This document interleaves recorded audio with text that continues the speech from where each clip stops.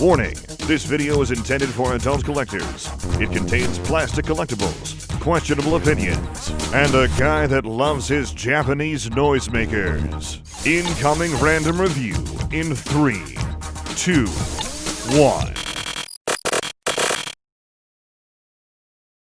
First off, thank you very much to Brian N. for being one of my newest generous patrons, keeping the channel alive thanks to patreon.com. You can do the same if you check the links below. And also, I thank you very much for your support.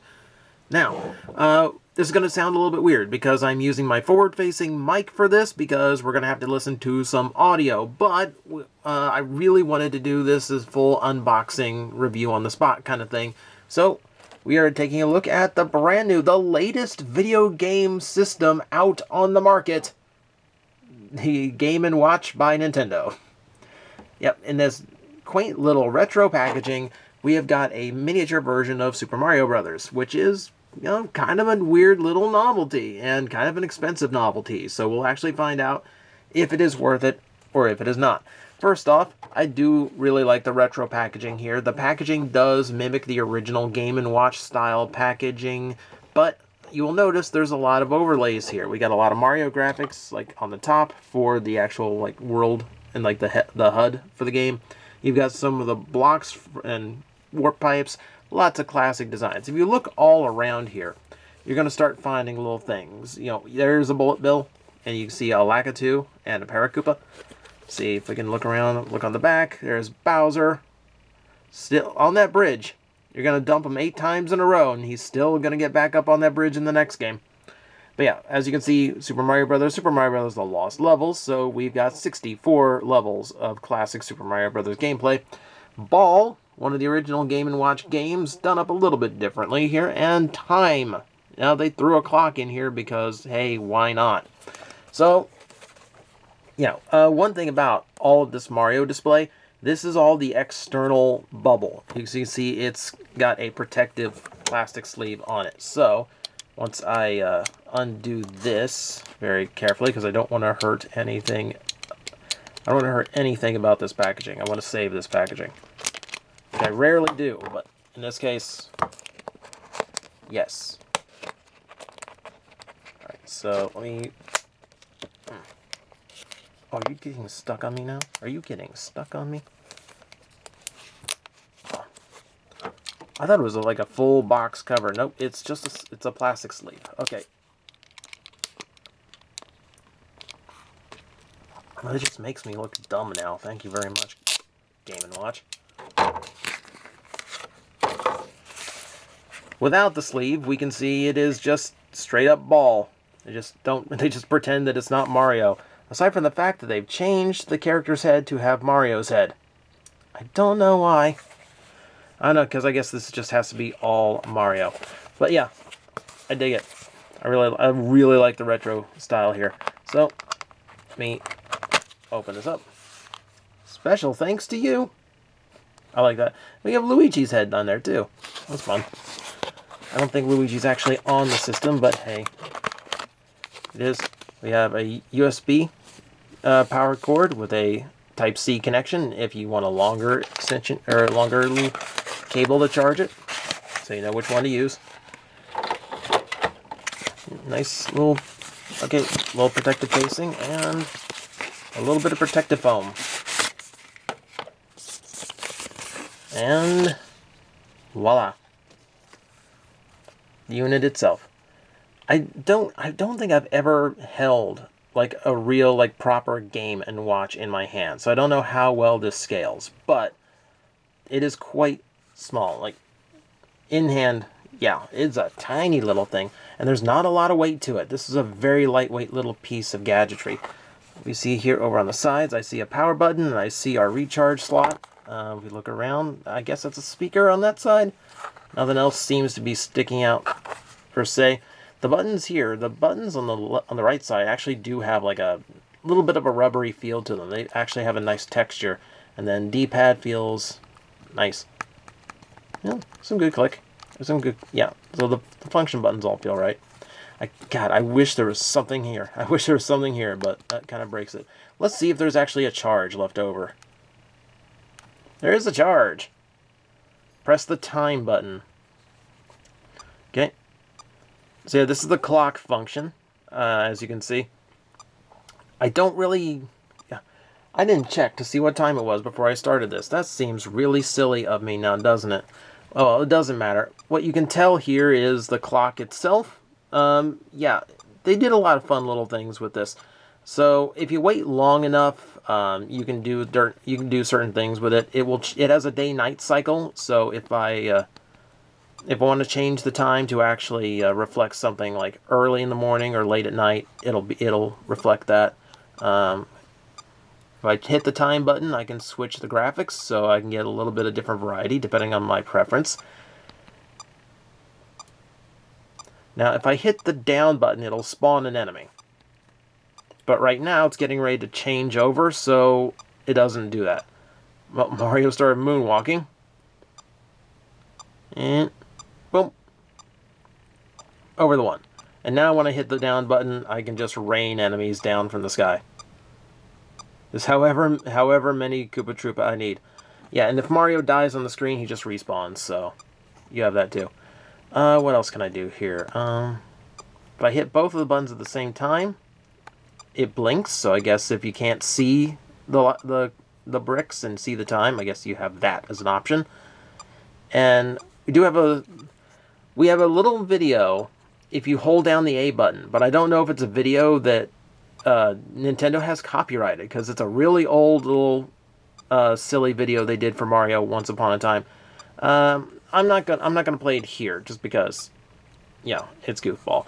But let's see what we actually have here. So we have Super Mario Brothers, Super Mario Brothers 2, which is of course the Lost Levels in the US, and then we have Ball, which lets you play a vintage game of Game & Watch Ball. What's Game B?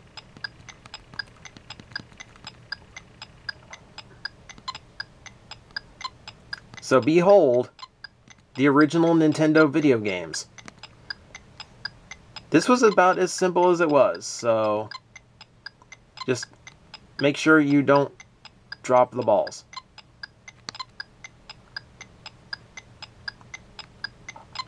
It's not the most thrilling thing, is it? This is just a little retro part they threw in. And I appreciate going retro a little bit. Just, oh no! The ball died. Oh well. So we know what to expect there. But let's check out a little bit of Super Mario. Ooh. So right off the bat, I'm going to say that in person, the screen is actually really nice. It's just big enough I can tell everything that's going on and see all the details. It's not ghosting on me, and it's very sharp. Like all the pixels are really nice and clear. It's actually like a really impressive job. Like, I'm actually like super impressed by this. I always wanted like old Nintendo games like this to have some kind of kitschy little like collectible that's similar like this, but I always imagine them being in like shells of the old cartridges, you know, where you just have like a Super Mario cartridge you can play Super Mario on. You could probably hack this apart and make that now if it wasn't like $50 to buy one of these things. So let's just get a feel for it to see how this goes.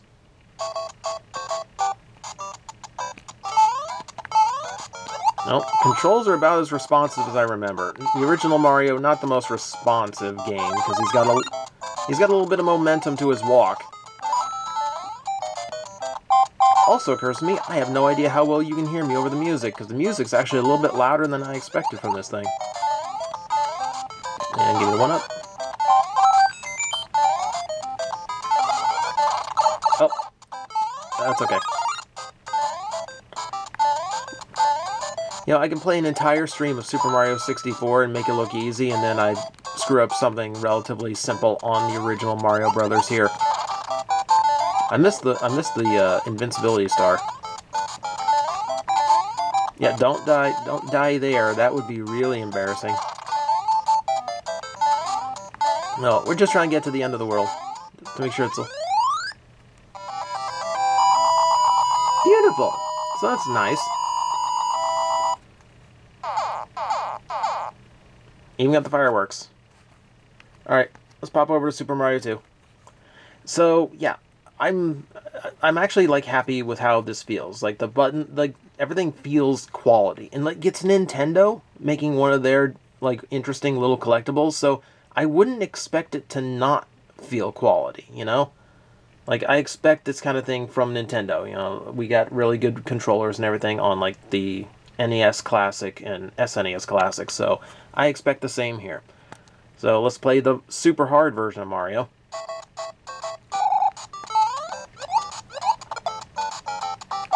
I have a skidding noise now I forgot about.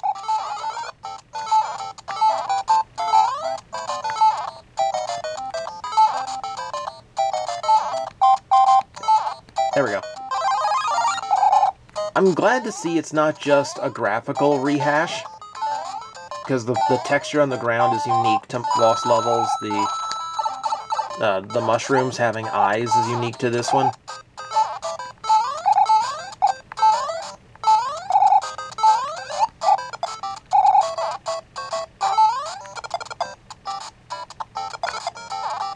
So yeah, if you've never played the Lost Levels, this is the original Super Mario Bros. 2. The one we got here in the US was a rehash of a completely different game, Doki Doki Panic. Because apparently this game was too hard for Western gamers back in the 80s. And it is. Like, it is exceptionally difficult. So, I don't really blame Nintendo for that decision. But yeah, if you haven't played Lost Levels, it is a trip. So on the pause button, we can just plain up reset the game. We can adjust the brightness depending on your illumination level in the room, which I could probably have done. And then we can reduce the volume, which actually probably would have come in handy. So that would make for a little bit easier filming. So you do have some options there, that is cool. So let's see. If I go back to the time, I can check the time anytime I want. And then can I go straight back to the game? Yes, I can go straight back to the game without interfering with anything. Cool, that's a nice little touch. And yeah, there's plenty of, like, Nintendo apparently hit a ton of Easter eggs in this, like, clock section. So I'm not exactly sure how many, but, you know, it's a lot. But yeah, that is what you get out of the... Oh wow, I can actually go back to the original game I was on, even though I didn't reset it. That's interesting. And I can see the battery life. Alright, so we got a lot of little features here. You know, reset the game, just because I'm going to end the video on this. So, the question here is it worth paying $50 to get another copy of Super Mario Brothers? Because if you bought the NES Classic, you could play it with an old school controller. If you have Nintendo Online, you can play it with a brand new modern controller. There's really a lot of options as far as how to play the original Super Mario Brothers these days. And paying $50 for this little super thin pocket size thing, this is a novelty. This is a very retro novelty that is going to be for Nintendo collectors. I can't really recommend the price on it for just casual play. There's much cheaper, or at least more economical ways of playing this game. But just as a cute little thing, here's Super Mario Brothers in your pocket. For that, it's fun. And if, you know, this is something I could see, like, just taking to a con, just to goof around while I wait in line, just as a conversation starter. I don't think I would mind more of these, but we're actually pretty low on options. I'm thinking your only options are going to be like The Legend of Zelda, and maybe if you licensed a few games, maybe Mega Man. And that's about it, because none of the other big Nintendo properties had more than one NES game. They all went to Game Boy and Super Game Boy after that. But yeah, I'm actually into this, but I definitely can't recommend it to everybody at that price. It is extremely high quality. I am not surprised, given that it is Nintendo. I would expect no less of them. You know, it feels good, it feels like it's very well made, and the screen and sound are all both spot on, absolutely beautiful. So, I'll leave the decision of whether or not it's really worth it up to you, because, of course, it's your dollar, and it depends on how much nostalgia you have. If you actually did grow up with the Game & Watch consoles, I can imagine you would have a much, much deeper interest in this. But for the casual collector, maybe wait to see if they go on sale. Though with the demand this thing has and the limited release window, yeah, that's probably not happening.